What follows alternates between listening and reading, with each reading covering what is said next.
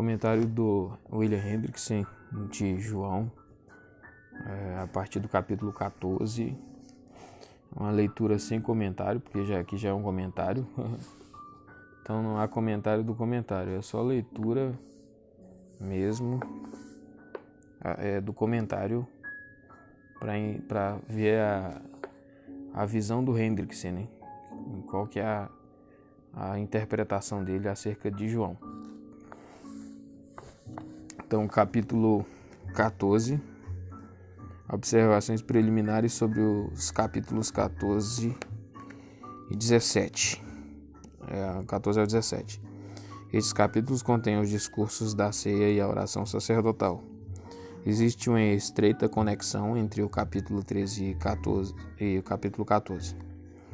O conforto concedido no capítulo 14 tem pouco significado à parte do ensinamento em conexão com a lavagem dos pés aos discípulos, e as profecias com respeito à partida iminente de Cristo, a traição de Judas e a negação de Pedro, contidas no capítulo 13.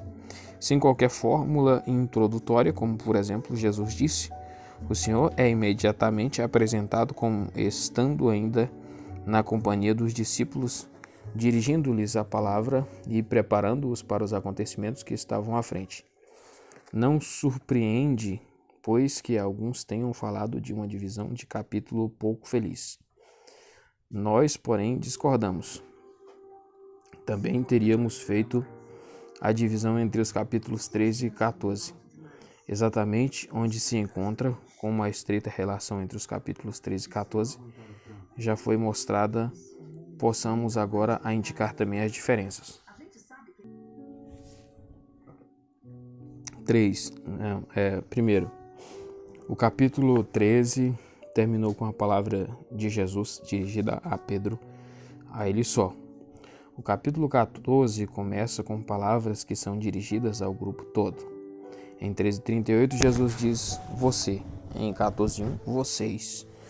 Um fato que ficou obscurecido nas traduções inglesas modernas, já que em inglês you significa tanto você quanto vocês.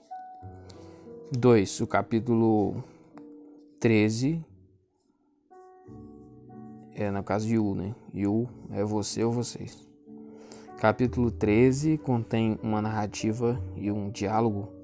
Os capítulos 14 e 16 contêm discursos.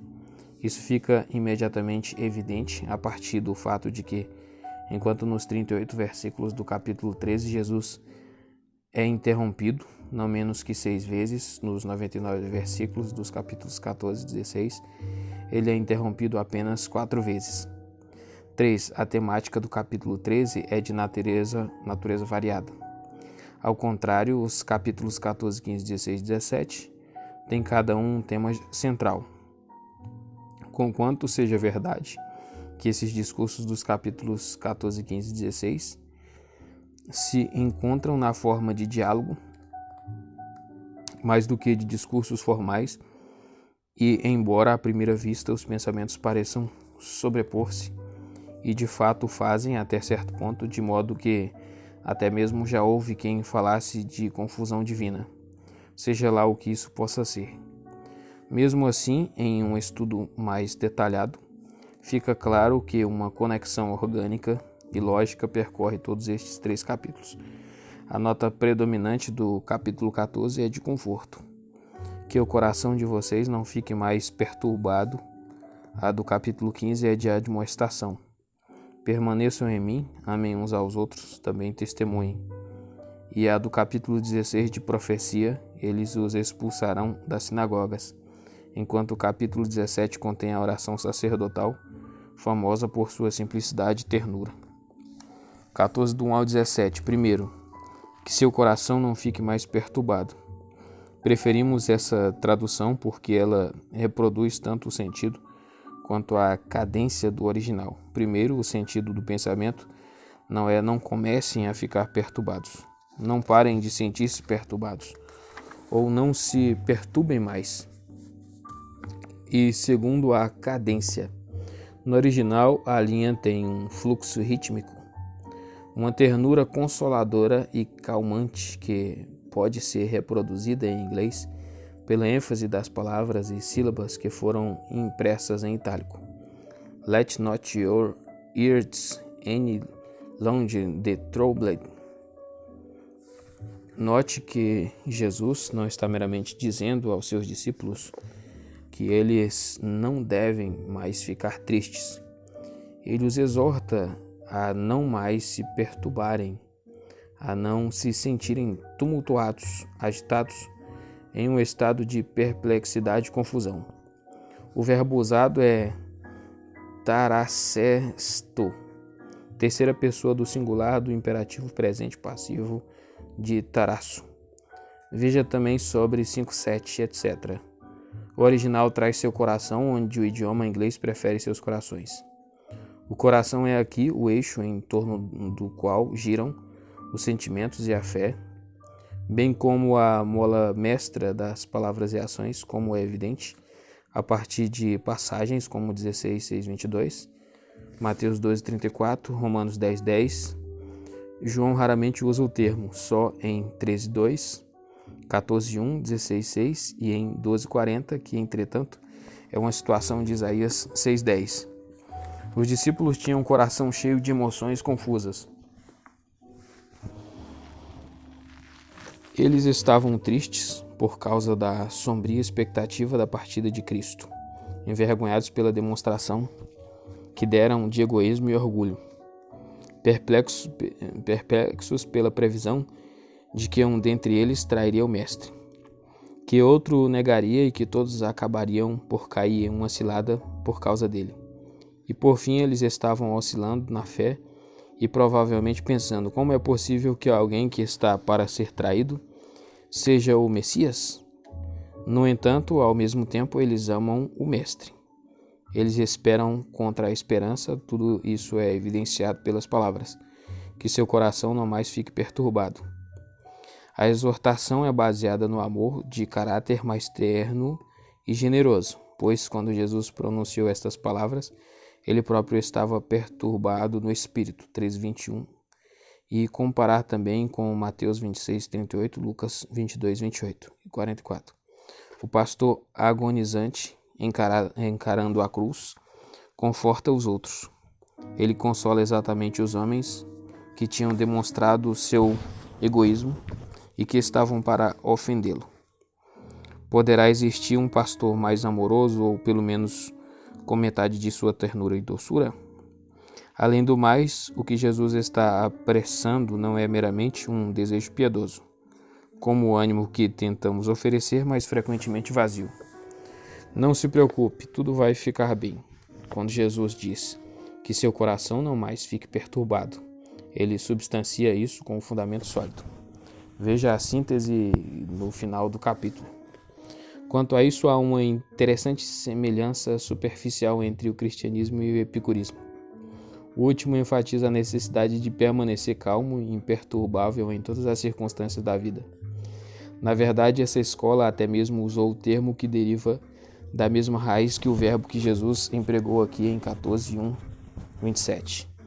Eles falam de ataraxia, o estado de permanente imperturbabilidade, e contudo em um exame mais aprofundado, a diferença entre o cristianismo e o epicurismo, como ressalta de forma notável por João, é imensa. O raciocínio dos epicureus e seus equivalentes atuais é este: não se perturbem, porque os deuses, se é que eles existem, não se importam com vocês. Ao contrário, o ensinamento de Jesus é este: que seu coração não fique perturbado, pois o Deus em quem confiam toma conta de vocês. Ele ouve suas orações, ele os ama. E da mesma forma também o Filho de Deus, assim sendo o cristianismo, ou, se você preferir, Cristo, fornece a única base adequada para a exortação de 14:1-27. Continuem a confiar em Deus. Também em mim continuem a confiar. Há muito a ser dito em favor da posição de ambos esses verbos, pisteuete e pisteuete. Peraí, mas é a mesma coisa, né? Pisteuete e pisteuete são imperativos ordens. A forma imperativa está em harmonia com o discurso todo. Está em harmonia também com a primeira linha, pois que seu coração não mais fique perturbado, também é imperativo. Tem pouco valor o antigo argumento que se pode encontrar em muitos livros, de que a primeira frase não poderia ser uma ordem, porque Jesus já sabia que os discípulos confiavam em Deus e, portanto, não poderia lhes ordenar que fizessem isso. Embora tivessem fé, esta começava a oscilar. Por isso, usando o imperativo presente continuativo, Jesus diz: continuem a confiar. Conquanto os discípulos ainda amassem o Mestre, sua fé nele como o Messias Salvador estava começando a fraquejar. Jesus sabia que, em questão de horas, ele morreria na cruz e seria sepultado, e que a fé deles seria ainda mais minada. Mateus 26:31, Marcos 14:27, Lucas 24:21. Ele sabe também que o único remédio para o coração perturbado é a certeza de que Jesus é e continua sendo o Salvador. Ainda que, melhor ainda, exatamente em decorrência deste fato, ele sofra e morra. Por esta razão é que ele lhes diz, conforme o original, continuem a confiar em Deus. Também em mim continuem a confiar. O verbo também pode ser traduzido com permaneçam crendo. Isso faz pouca diferença. Escolhemos continuem confiando, porque é especialmente o elemento de confiança em fé que está no primeiro plano de um contexto que diz respeito ao coração perturbado. Jesus, nesse contexto, não dá uma explicação completa do motivo pelo qual ele precisa morrer na cruz, embora tenha havido algum ensinamento a esse respeito anteriormente. E anteriormente foi em 10:11, 14.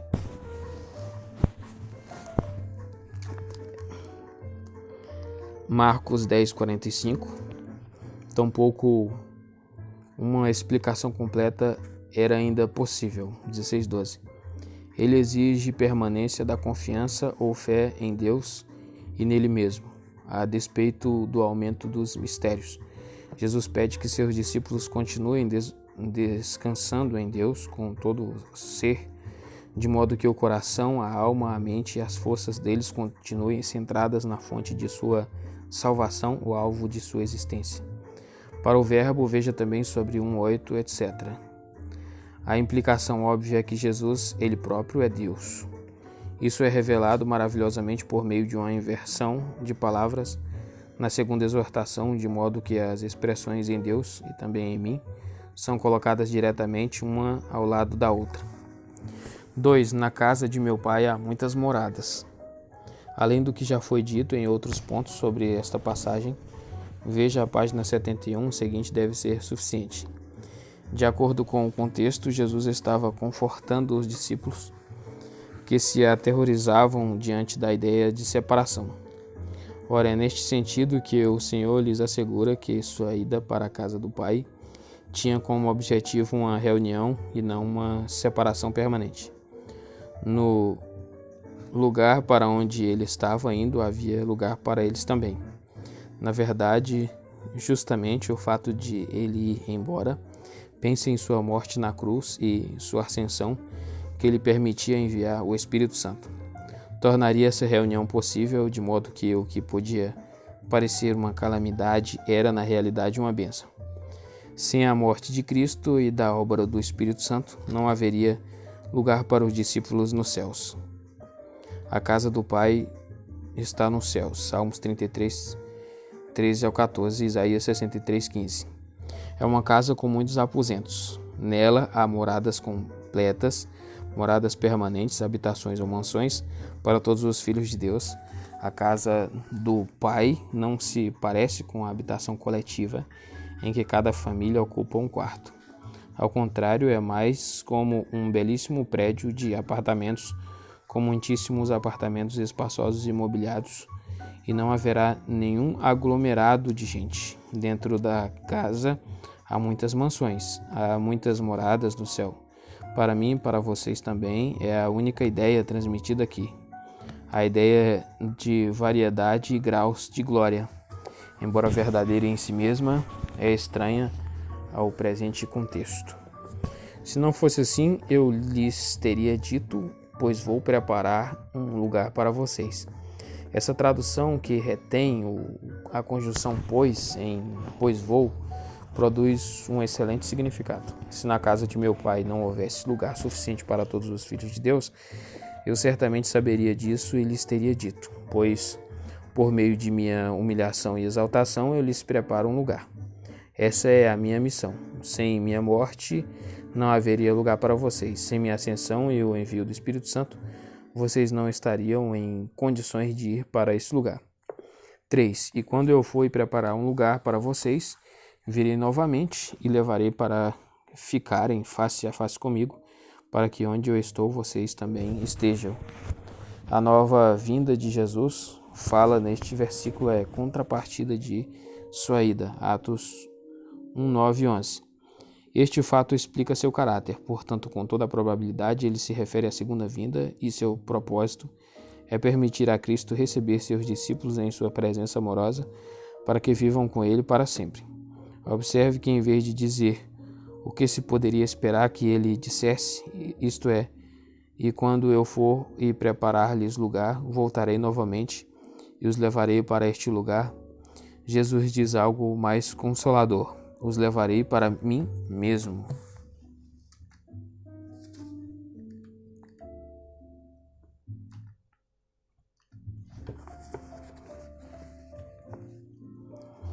Ou para ficarem face a face comigo.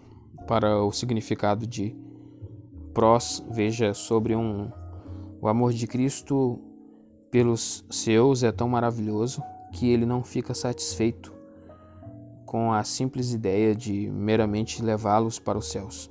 Ele quer tomá-los em seus braços. O verbo traduzido os levarei para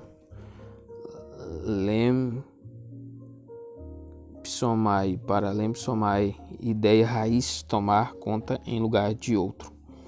Com uma ampla variedade de nuances de significados, tem aqui o sentido de dar as boas-vindas a alguém. Letra A. Deisma mostrou que os cristãos primitivos aplicavam o conforto contido nesta passagem 14:3 à morte de seus queridos. Embora Jesus provavelmente não tivesse diretamente se referido a isso, mas sim ao reencontro em conexão com a segunda vinda. Mesmo assim, a aplicação à morte é legítima. Por esta razão, as antigas cartas de consolo, a fraseologia de 14:3, é frequentemente encontrada sobre o propósito expresso dessas boas-vindas, ou seja, para que onde eu estou, vocês também estejam. Veja Apocalipse 14:1 e 19:14 e 20.4. Seja onde eu for, que Cristo estiver, ali também estarão os crentes. 4. E para o lugar para onde eu estou indo, vocês conhecem o caminho. O caminho é o meio pelo qual os discípulos são levados ao Pai. Jesus quis dizer: vocês me conhecem, eu sou o caminho. Mas ele não diz ainda de forma definida que ele é o caminho. Para isso, veja sobre 14:6, ele pode dizer: vocês conhecem, porque ele tinha se revelado anteriormente como sendo o caminho para o Pai. 8:19, etc. A afirmação é um convite velado. Venham ao Pai por este caminho.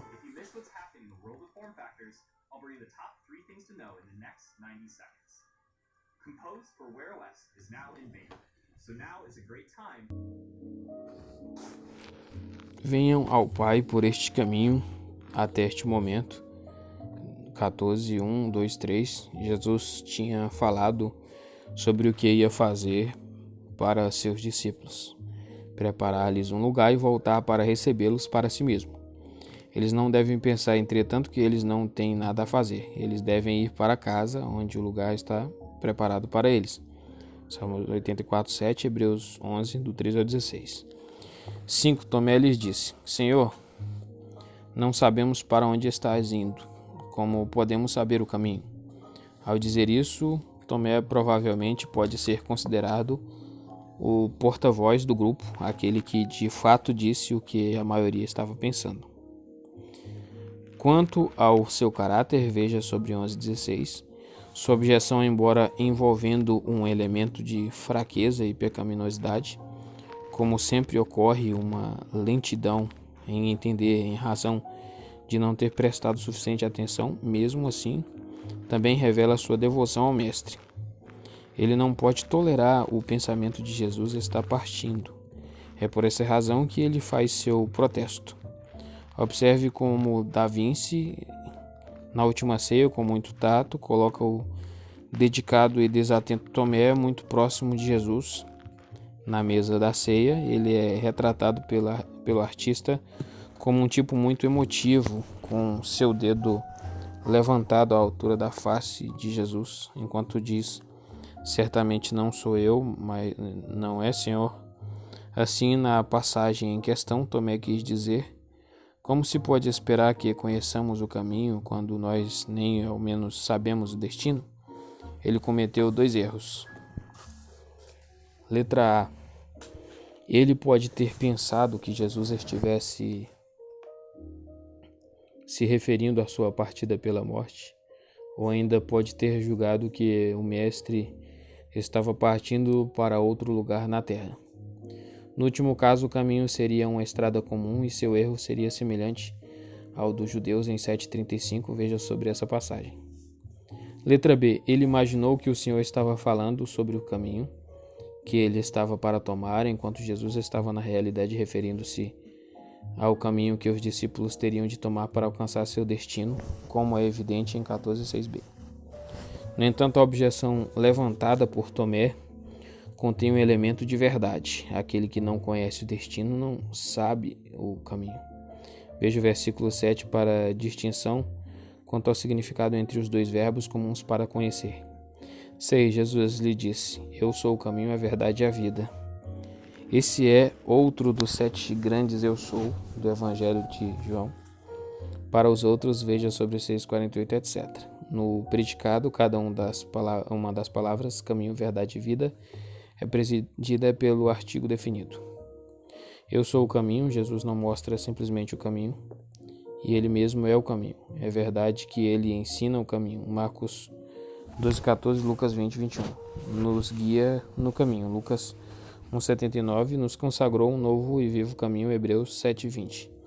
Mas tudo isso é possível porque ele pessoalmente é o caminho. Cristo é Deus. Ora, Deus é igual a cada um de seus atributos, conquanto ele possui cada atributo em um grau infinito. Portanto, Deus não só tem amor ou excita o amor, mas ele é amor. Nada além de amor, ele é justiça. Nada além de justiça, etc. Então também Cristo é o caminho em todo ato, palavra e atitude. Ele é o mediador entre Deus e seus eleitos. Observem também o pronome eu. Em última análise, não somos salvos por um princípio ou por uma força, mas por uma pessoa. Na escola, o aluno é educado não primariamente pelo quadro negro, pelos livros e mapas, mas pelo professor, que faz uso de todos estes meios. Em casa, ele é criado pelo pai e pela mãe, então também o meio de acesso ao pai é o próprio Cristo. Somos pessoas. O Deus de que fomos alienados é um Deus pessoal. Assim sendo, não surpreende que a parte da comunhão viva com a pessoa Jesus Cristo, que existe em união indissolúvel com o Pai, não nos haja salvação alguma. Romanos 5, do 1 ao 2. Ora, Jesus é o caminho de 2 formas. Também as explicações sobre 10:1, 7. Ele é o caminho de Deus para o homem. Todas as bênçãos divinas descem do Pai por meio do Filho, Mateus 11, 27, 28. Ele é também o caminho do homem para Deus. Como já foi indicado no presente contexto, a ênfase recai na última ideia. Eu sou a verdade. Muito do que foi dito em conexão com eu sou o caminho se aplica também aqui. Jesus é a própria encarnação da verdade. Ele é a verdade em pessoa. Como tal, ele é a realidade última em contraste com as sombras que precederão. Mas no presente contexto, o termo, a verdade, parece ter uma nuance diferente de significado. É aquele que se opõe à mentira. Jesus é a verdade porque ele é a fonte fidedigna da revelação redentora. Que este é o sentido no qual a palavra é usada, fica claro no versículo 7, que ensina que Cristo revela ao Pai, Mateus 11, 27. Mas da mesma maneira que o caminho é um caminho vivo, também a verdade é uma verdade viva, é ativa. Ela nos domina e nos influencia poderosamente. Ela nos santifica, nos guia e nos liberta. Basicamente não isso, mas ele é a verdade, ele próprio em pessoa. Pilatos perguntou: o que é a verdade? Jesus aqui em 14:6 responde: eu sou a verdade, eu sou a vida. Jesus não está se referindo aqui ao fôlego ou espírito, pneuma, que anima nosso corpo. Ele não está pensando na alma, psique, nem na vida como eternamente manifestada, bios, mas a vida em oposição à morte, zoe. Todos os gloriosos atributos de Deus habitam no Filho de Deus, veja sobre 1:4. E porque ele tem a vida em si mesmo, veja sobre 5:26. Ele é a fonte e o doador da vida para os seus, veja sobre 3:16. Ele tem a luz da vida, 8:12. As palavras da vida, 6:68. Ele veio para que tenhamos vida em abundância, 10:10. Da mesma forma como a morte significa separação de Deus, também a vida implica comunhão com Ele, 17:3. Todos os três conceitos são ativos e dinâmicos. O caminho leva a Deus, a verdade torna o homem livre, a vida produz comunhão. Como esses três se relacionam? Como entidades totalmente coordenadas, mais ou menos separadas, ou como formando um conceito singular, o verdadeiro e vivo caminho? Não é necessário escolher entre as alternativas. Verdade e vida são substantivos, não adjetivos. Cristo é a verdade e a vida, bem como ele é o caminho. Não obstante, o contexto indica que predomina a ideia do caminho. O significado parece ser: eu sou o caminho, porque eu sou a verdade e a vida. Quando Jesus revela a verdade redentora de Deus, que liberta os homens do poder escravizador do pecado, e quando ele concede a semente da vida que produz comunhão com o Pai, então, e por meio disso, ele, como o caminho que eles mesmos, pela soberana graça, escolheram,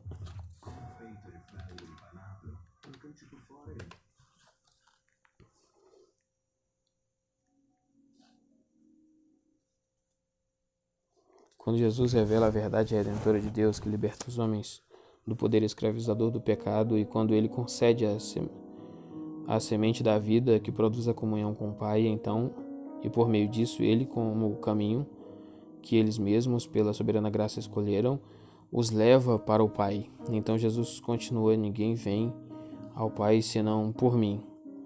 Visto que os homens são absolutamente dependentes de Cristo para seu conhecimento da verdade redentora e também para a faísca que leva essa verdade a viver em sua alma, e sua alma se torna viva para aquela verdade. Segue-se que ninguém vai ao Pai a não ser por meio dele.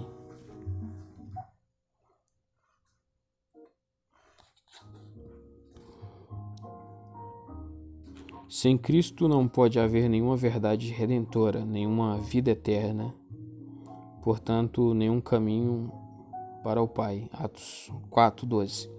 Tanto o caráter decisivo da religião cristã quanto a necessidade urgente de missões cristãs são claramente indicados. 7. Se vocês tivessem me conhecido, também conheceriam meu Pai. Jesus tinha dito: vocês conhecem o caminho. Tomé respondeu: como podemos saber o caminho? Jesus pode dizer: vocês conhecem porque o caminho foi claramente revelado. Mas em certo sentido era verdade que os discípulos não sabiam, eles não tinham prestado a devida atenção às palavras de Jesus. Eles não conheciam o Senhor tão plenamente como conheceriam se tivessem prestado a devida atenção a todas as suas palavras e admoestações. Além do mais, se tivessem feito isso, eles também teriam uma percepção mais completa e mais rica do Pai. Eles falharam com demasiada frequência em ver em Jesus o único e absoluto caminho para o único e absoluto alvo. Eles falharam até certo ponto em ver nele o único Filho de Deus, que por ser o Filho revela o Pai. Então Jesus, por assim dizer, diz: se me ouvindo diariamente, meditando em minhas palavras e obras, se por meio dessa experiência pessoal e diária vocês tivessem aprendido a me conhecer, Egnoscate provavelmente seja a melhor leitura. Então, vocês teriam também conhecido Edeite, obtido um conhecimento pela reflexão mental. Meu Pai, teriam conhecido meu Pai. Observe meu Pai, que indica a filiação ímpar de Cristo. Veja sobre 1,14. De agora em diante, de Jesus. Vocês o conhecem e o têm visto. A explicação mais óbvia parece ser a seguinte: vocês o conhecem, reconhecem a partir de agora exatamente por causa destas palavras, pois eu agora lhes disse claramente que eu mesmo sou o caminho e a verdade e a vida para o Pai, de modo que agora vocês têm ainda menos desculpa do que antes por ignorância. Vocês viram o caminho com seus próprios olhos, tanto físico quanto espirituais. Versículo 8. Filipe lhes disse. Para Filipe, veja sobre 1:43, 46 e etc. Ele era um dos primeiros discípulos, um homem de nome grego. Era natural de Betsaida, Galileia, cidade de André e Pedro. Ele tinha sido um instrumento para levar Natanael a Jesus. Muito tempo antes, Jesus lhes dirigira a pergunta: onde compraremos pães para que as pessoas possam comer? Ele tinha dado uma resposta que revelou sua pequena fé, que, entretanto, era característica não só dele, mas de todos. A ele os gregos vieram com o pedido: Senhor, desejamos ver Jesus. João 12:21. Foi Felipe quem disse a Jesus: Senhor, mostra-nos o Pai e ficaremos contentes.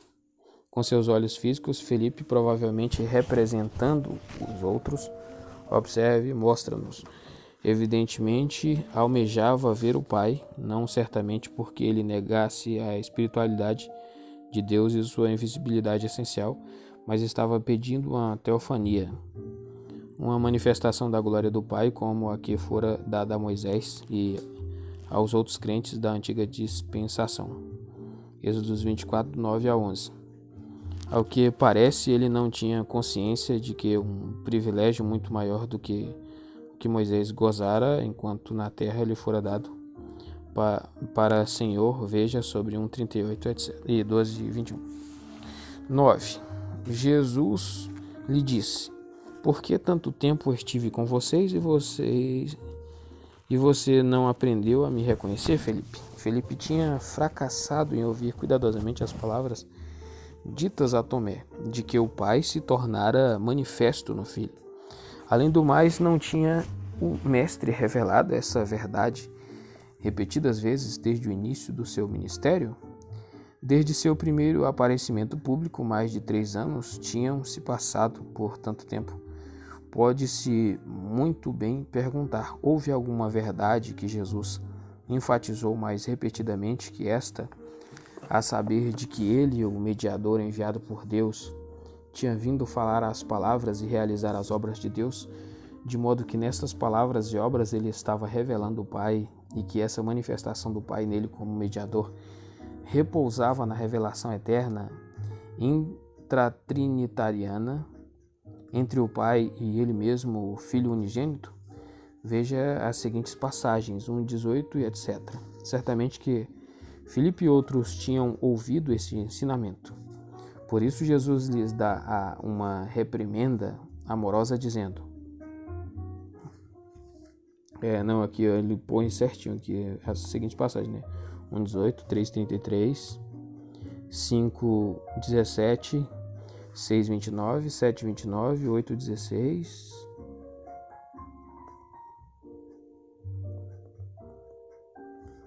10, 15, 12, 45 e 13, 31. Certamente que Filipe e os outros tinham ouvido esse ensinamento. Por isso Jesus lhes dá uma reprimenda amorosa, dizendo: por tanto tempo estive com vocês, note o plural, e no entanto você observe o singular. Não aprendeu a me reconhecer. Plural, vocês, se refere a todos os discípulos presentes no cenáculo, isto é, os 11, pois Judas tinha saído. O singular, você, refere-se somente a Filipe.